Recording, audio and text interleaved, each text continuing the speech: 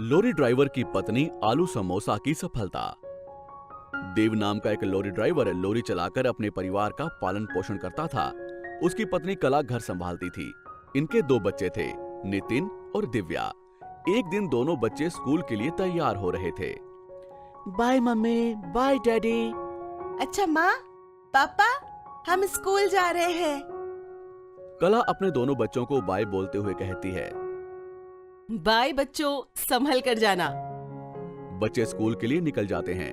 बच्चों के पीछे से देव। ठीक है कला, मैं भी चलता हूँ, मुझे भी देर हो रही है। अरे सुनो, संभाल कर जाना, लॉरी ज्यादा तेज मत चलाना। देव अपनी लॉरी लेकर वहां से निकलता है। उस रोज शाम को दोनों बच्चे स्कूल से वापस आते हैं। दिव्या छोटी थी। घर आते ही वो, मम्मी, हम घर वापस आ गए, कहकर वो भागते हुए अपनी माँ के पास जाती है। कुछ देर बाद देव भी अपना काम निपटाकर घर आता है। पप्पा को घर आते देख दिव्या, पापा, चलो हम गेम खेलते हैं। वो खुशी से अपने पप्पा को बुलाती है। देव अपनी कमर पकड़ के, नहीं बेटा, गेम खेलना अब मेरे बस की बात नहीं है, मैं बहुत थक गया हूँ। दिव्या, बेटा पापा बहुत थके हुए हैं, तुम दोनों बाहर जाकर खेलो। दोनों बच्चे बाहर चले जाते हैं। देव हर रोज कई सारे फल और सब्जियां राजकोट शहर ले जाया करता था। राजकोट शहर बहुत दूर था, जिसकी वजह से वो बहुत थक जाता था। यूं थका हारा देव सो जाता है। कुछ देर बाद कला देव के पास आती है और उसके माथे पर हाथ रखकर देखती है। देव को बहुत ज्यादा बुखार था। अरे, आपको तो बहुत ज्यादा बुखार है, आपने बताया तक नहीं। चलिए हम डॉक्टर के पास चलते हैं। यूं कला देव को डॉक्टर के पास लेकर जाती है।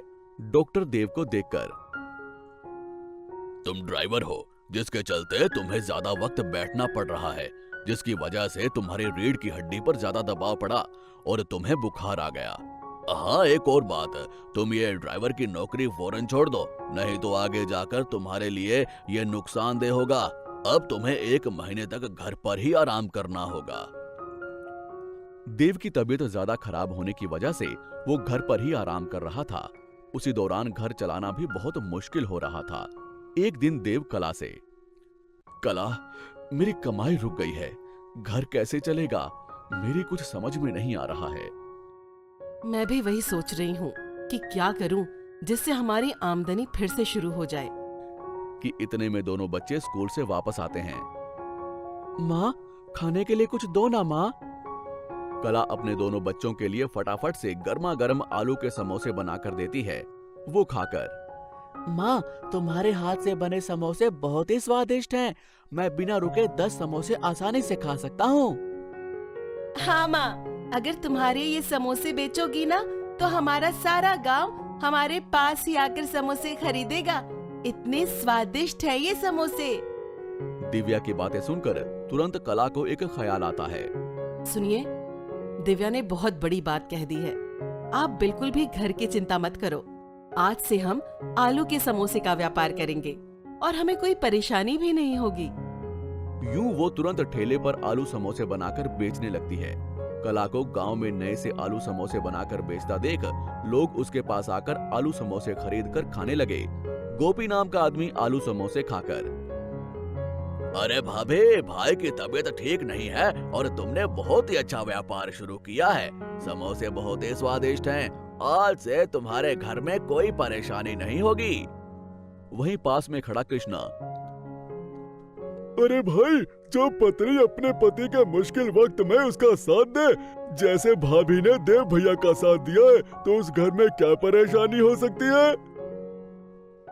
यूं कुछ दिन कला अकेली ही आलू समोसे बनाकर बेचा करती थी। जैसे ही देव की तबीयत ठीक हो जाती है, वो भी कला का साथ देने लगा और दोनों मिलकर आलू समोसे बेचने लगे। उनका व्यापार अच्छे से चलने लगा। वो बच्चों को अच्छे से पढ़ा लिखा कर खुशी खुशी जीवन गुजारने लगे। पोटैटो चिप्स वाला। केदार बड़ा ही होनहार लड़का था। उसे अपना खुद का व्यापार शुरू करना था, लेकिन घर की हालत उसके बड़ी ही खराब थी। वो अपने व्यापार के लिए बैंक से कर्जा लेने का ठान लेता है। वो व्यापार का प्रपोजल बनाकर बैंक में घूमता है। घर में केदार के पिताजी उसके ऐसे घूमने की वजह से बहुत ही परेशान रहते हैं। एक दिन वो कहते हैं, अरे केदार, ये क्या लगा रखा है कि व्यापार ही करेगा? व्यापार के लिए ना घर में पैसे है और ना ही गिरवी रखने के लिए कुछ। यूं कब तक बैंकों के चक्कर काटते रहोगे बेटा? ये सब छोड़ो और मेरे साथ काम पर चलो कल से। ये क्या जी, उसे व्यापार करना है तो कोशिश करने दीजिए। मुझे मेरे बेटे पर पूरा विश्वास है कि वो एक ना एक दिन बहुत बड़ा व्यापारी बनेगा। हमें तो उसका हौसला बढ़ाना होगा। हम गरीब हैं, हमारे पास पैसे नहीं, पर हमारे पास हौसला तो है ना। ऐसा कहकर केदार की माँ उसे दिलासा देती रहती है। एक दिन केदार उदास होकर एक पेड़ के नीचे बैठा था। दिन भर बैंक के चक्कर काटने की वजह से उसे भूख भी लगी थी।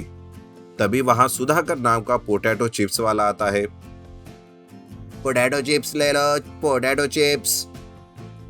तब केदार सुधाकर को बुलाकर कहता है, सुनिए चाचा जी, जरा एक पॉकेट देना।